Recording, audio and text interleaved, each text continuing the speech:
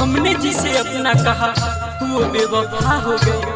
हमने जिसे अपना कहा वो बेवफा हो गए।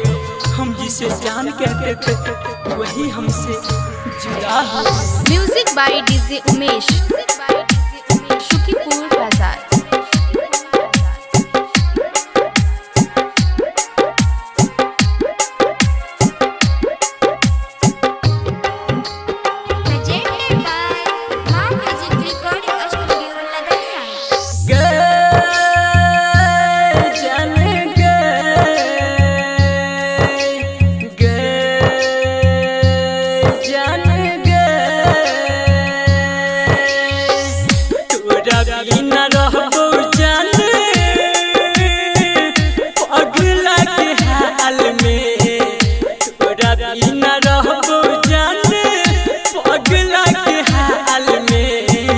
जाने लोग जाई जान तू ससुराल में। जाने लोग जाई जान तू ससुराल में। वहाँ से आकर सभी दूर चले जाते हैं। अकेले थे हम, अकेले ही रह जाते हैं।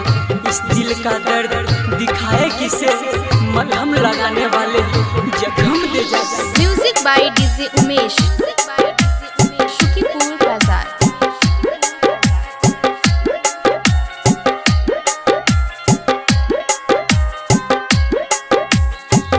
तोरे संग जिए देखे छेली सपना।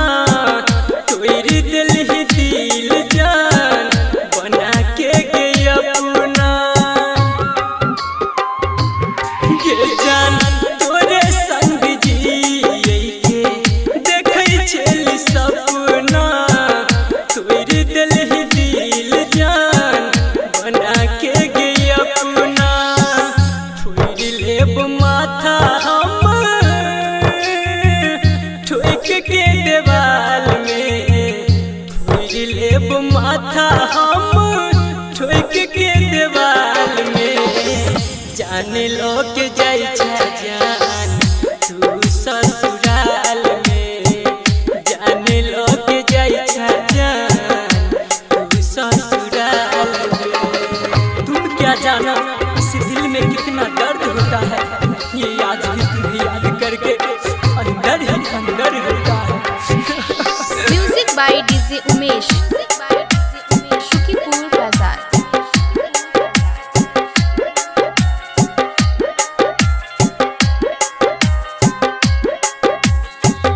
प्यार के बदले धोखा दो दिल ही जान गए।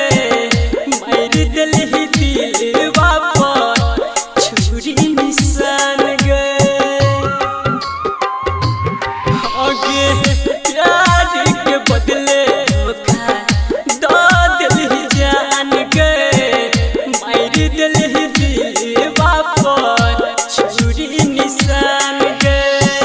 संदीप सुमन के छोड़ला दुख के जाल में। सोनी सागर के छोड़ला दुख के जाल में।